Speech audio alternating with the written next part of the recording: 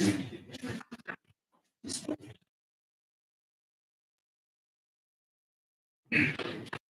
right. Good morning. I welcome everybody to the Williamson County Board of Commissioners regularly scheduled meeting. It's Tuesday, October 10th, 2023. It's 10:03 a.m. Roll call, please. Present. Jim Marlowe. Present. Jim Reason. Present. At this point, I'd like to ask everybody today for a safe pledge of allegiance. Pledge of allegiance to the flag of the United States of America and to the republic for which it stands, one nation, under God, indivisible, with liberty and justice for all. Jim, would you lead us in prayer? Lord, we thank you for the day you've given us, Lord. And at this time, Lord, we want to pray for all those that are involved, conflict over in the Middle East. We just ask for your blessing upon all the innocent lives over there, Lord. We just pray that conflict be resolved soon. Lord, we just ask that you be with all of our military and all of our first responders, and be with this board as we go about county business. We just pray for your guidance and direction. We pray this in Jesus' name.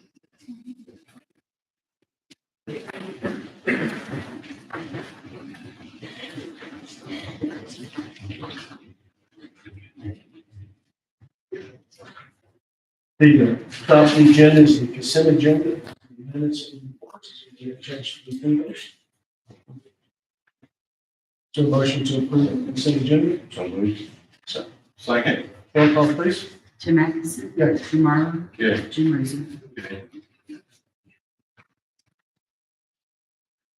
there anybody who'd like to make a public comment? It's next on the agenda. Hearing none, we move on now. Is there any old business? The only thing I have, we sent Gary Pearson contract that you revised. And I saw him this weekend, and I told him you just need your signature and then you will sign it as chairman. And then get that signed and make public announcement. So I think it's going to be well received. I've asked the sheriff to help out with traffic. So,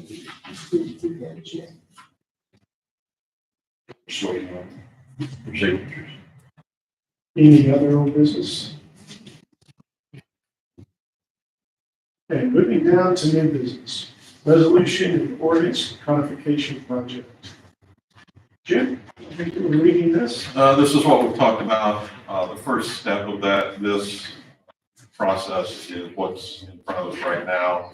This is to receive a searchable version of all of our records that the COT system has. We can search it through the COT system, but it's not word searchable the way we need it to send it off to the next step. So this is their charge to provide us with a copy of that in hard form. I believe they said they'll ship it on a thumb drive. And we'll have all of those records that I'll start sorting through. $48.50 is the price they gave me to get all of that sorted out and delivered to us. So looking for approval to spend that money to get those records. Once again, what type of records does it cover? This is everything. That's it. This is going to provide everything that we have digitized that they're storing. And it'll be up to me to go through and pick out all the resolutions, ordinances, and then to go back through those and pick out any that are pertinent. And that's all will eventually send off to the next stage, then be analyzed. But this will get us a copy, and I guess with your story, when I'm done with it, that we then have a word searchable set of documents of all of our existing documents.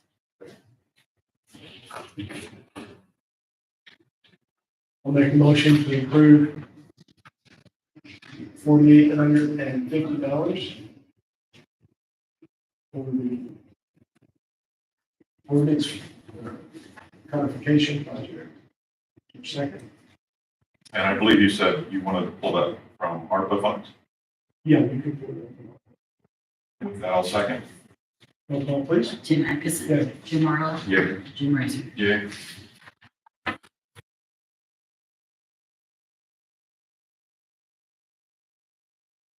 Employee healthcare insurance rate approval.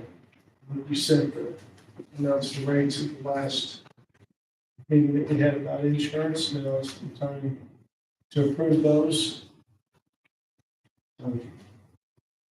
Any thought, any comments on that? Some of the questions that were received were questions about optional plans. At this time, the only plan that the county board has or is going to be authorizing is the Hope 405,000. The HSA, I believe, is intended to be a plan option. They have not set that out yet as to, there's various factors with that. As well as the health reimbursement plan, which would, it's a separate plan that allows you to go onto your spouse's coverage. But again, it gets into, those plans will be disclosed prior to the open enrollment period so that people understand. What we're trying to do right now is get apples to apples as far as what contractually everybody is required to provide. So that's where it's at. But there are some other plans that have potential benefits and savings to the employees that will be released at a later date. The other question that I got was, what about dental and vision? I am told that dental and vision will be substantially similar. So I don't have the details as far as whether or not Marion Eye Center versus Crabtree and Marion, I don't have those details at this point in time. But again, contractually, the county will be in compliance with that as well. Those were really the main questions that I had received passed in.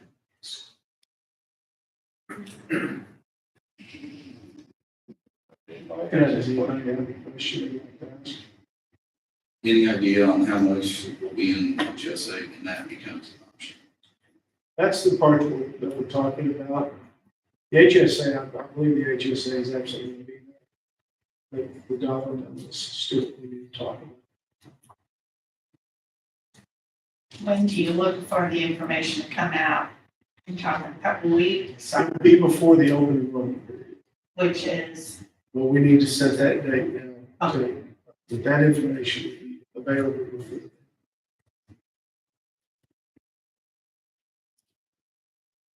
Well, Ed, do you have a question? No, I don't. Okay. Yeah. Okay. For people that say maybe having a medical procedure in the next month or two, but will have follow-up after the change, who do they need to get a hold of to try to get that provider as in-network or standard? What number do they need to call or who do they need to? Those will be provided. It would stay the same until the date that Hope Trust takes over. Correct. And then at that point, those numbers they're going to be provided during the open enrollment period. Yeah, and I think what he's asking though is if, say somebody goes and has a knee replacement and has rehab, to make sure that the rehab facility for the next 6 months is going to be covered under the plan type of situation. Is that what Yes. that type of thing? So two things need to happen. One, you need to know what that rehab, is it already covered? It may in fact already be covered. If it's not covered, then the people at Hope Trust would actually be the ones that would reach out to the individual providers and say, hey, we've got, a reasonable amount of people that we think would use the services at this location. They contact that person. So it depends upon whether or not it's affiliated with SIH, for instance. If it is, chances are it's already under network.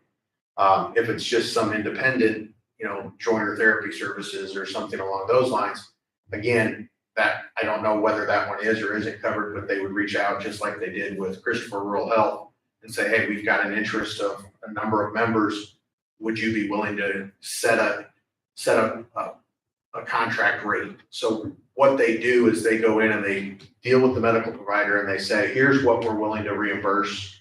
It's all based upon a percentage of Medicare, et cetera. Here's what we're willing to reimburse. are you okay with this? And usually the providers will be like, oh, yeah, no, we're good with that. So then they lock that in, that triggers whether or not they're preferred or they're in network or they're not in network. So, So it'll be Hope Trust reaching out. yeah. Yeah. So if there's somebody like that, let's get that conversation sooner than later. Because I know it takes us some time to try to get those done. And Yeah. they got Christopher Rural Health, so they were able to have success in doing it, but that's-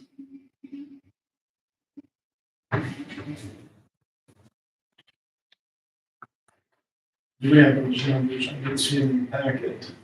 So the employee was 1,230. With the employee cost going to 116.85. Which I believe is a reduction. The employee spouse was 2,500. With the employee cost under contract 540. The What was that again? 2,500 and 540. The employee plus children is 2,500 and 540. Family was 3,200. 640. And then tentatively, the health reimbursement plan we've got.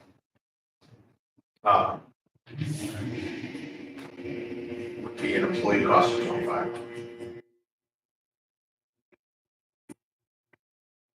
Did you say you had two at 2,500 and 540, was it? Employee spouse and employee children. So one of the differences is currently under your plan, if you have a spouse and a child, it's the family plan. Right. If you're covering just children, you would also, if it's more than one child, it goes under the family plan. Now it would be the same as an employee spouse regardless of the number of children. So there will be some benefit to that for some people that have a split family that need to cover their children. They don't have to pay the family rate anymore. It'll save them some. You said 540. Yeah. I'm sorry, I missed the health reimbursement. Health reimbursement plan will be $25 cost to the employee. And that's the plan where if you go onto your spouse's plan, everything's covered from an out-of-pocket standpoint that you incur for being on that plan. So, 25 a month. Yeah, 25. 25. And then the HSA will just be dependent on whatever. Yeah, so the difficulty with the HSA and just in, if I can, Tim, and openness on this is we're trying to figure out, the HSA has some specific IRS requirements, not insurance or county requirements. The first 1,600 has to be paid by the employee. It's 1,500 now, but next year we've already received the IRS regulation, it's going to 1,600. So trying to figure out what the county is willing to contribute into the HSA. Those that don't use their insurance but kind of want that emergency safety net, they will then be able to use those HSA funds towards the 1,600 if they did have an emergency. And if not, then they keep it and are able to roll it over eventually into a retirement. So there's some benefit of a reduction in the cost for the employee per month, as well as the additional funds in the HSA. But again, it's not going to work for everybody. If you know that you're going to use health a lot, then the HSA probably isn't the smart move for you. Because there's a high deductible. It's a higher, yes, it's a high deductible. Now, after the 1,600, if you go to preferred, there is no deductible. So, even if it's a $4,000 deductible, the first 1,600, you're gonna have to pay. But then after that, if you go to preferred, there is no payment. So the deductible essentially goes to a zero. So there is some benefit to it. Again, it's just weighing, everybody's gonna be different. And that's why it's so important that you're gonna have to fill out the app and sit down and talk with the people from Hope Trust so that they can really look at it and say, here's where it's at. And I know there's a lot of angst about this, but I can tell you, if you talk to some employees at other counties, specifically Jackson, they will tell you that if you're smart about it and know kind of where you're at, it's a good deal. So it's change, I get it.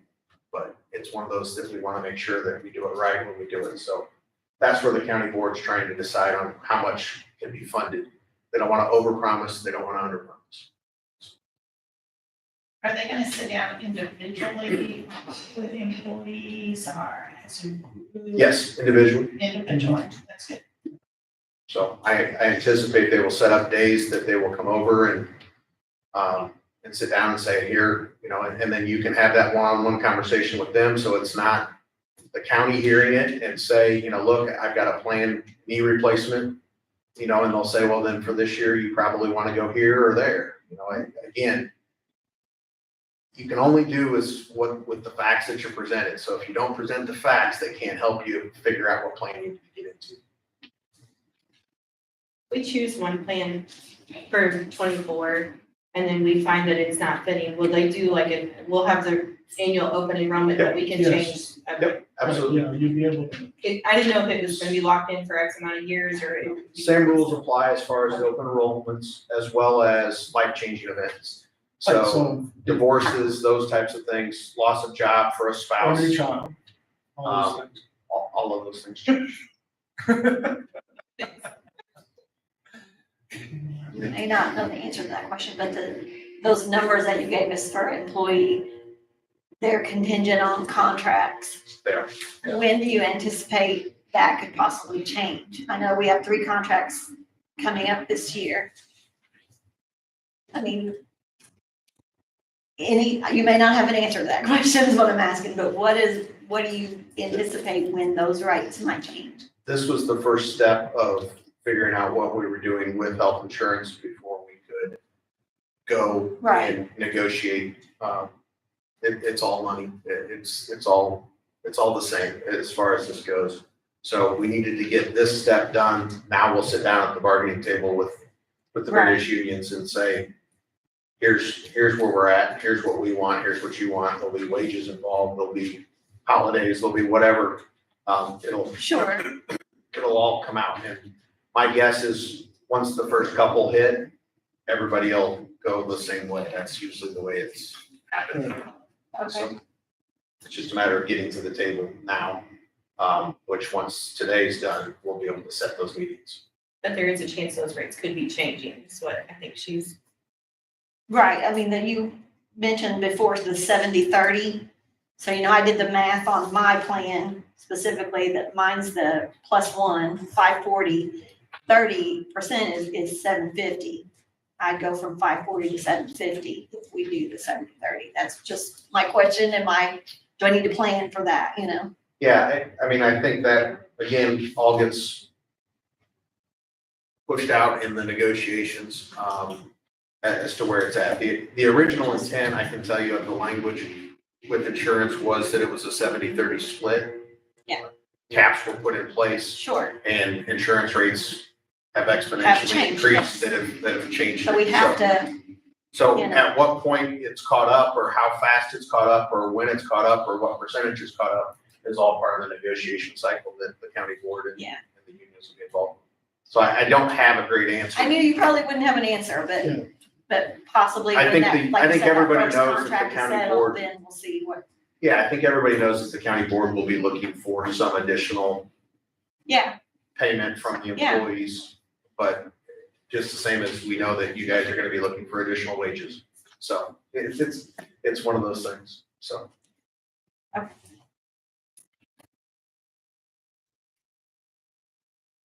And I guess we need the switch over date, which should probably be January 1st, 2024. We have to send CMS a notice 60 days prior. I think that's what we discussed last time.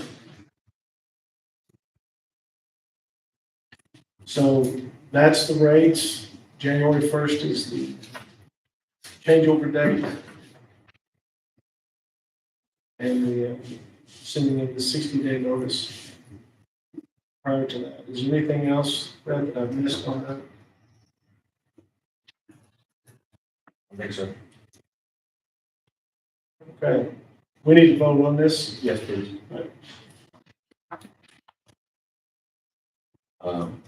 We need, I guess we need to state the plan amount and the employee amount in that. Or just the plan amount. Just the plan, you just need to do the plan amount. The employee costs are set by contract, Right. There's separate. and then you need to have the switchover date. Okay, I make a motion that we accept Hope Trust premiums for the employee at $1,230, employee plus spouse at $2,500, employee plus children at $2,500, family would be $3,200, and health replacement plan would be at $25 a month. Those are all monthly charges. And that the date for enactment of this Hope Trust plan would be January 1st.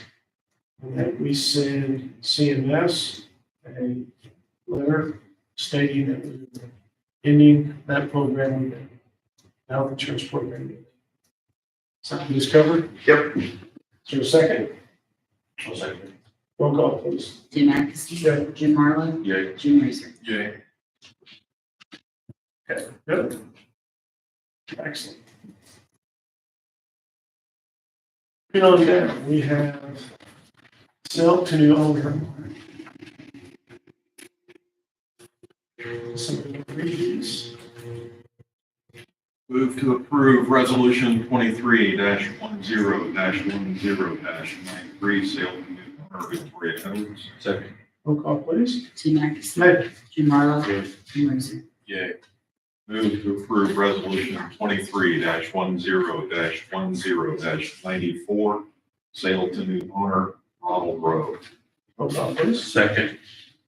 Jim Atkinson. Yeah. Jim Marlowe. Yay. Jim Razor. Yay.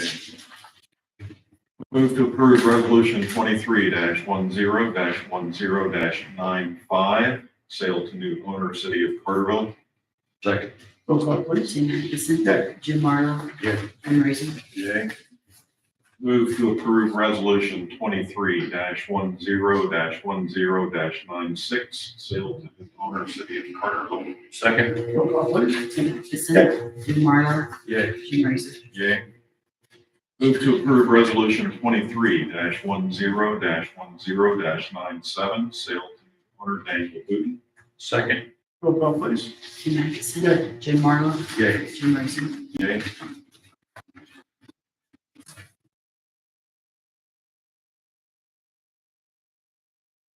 Okay. I have a travel reimbursement for Commissioner Marlowe. This is a mileage for the Health Trust annual meeting, September 26, 27, 28. The mileage was 516 miles. Total reimbursement is $337.98. Make a motion to accept this travel reimbursement. Second. Roll call, please. Tim Atkinson. Yeah. Jim Marlowe. Abstain. Jim Razor. Yay.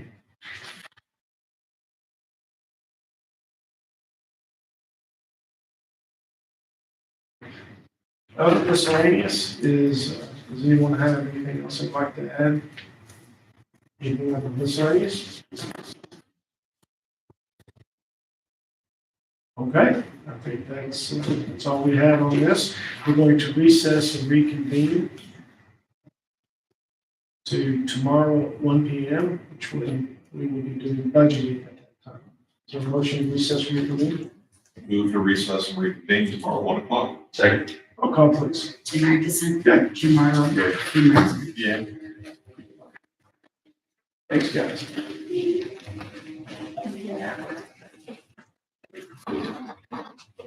You guys got a little,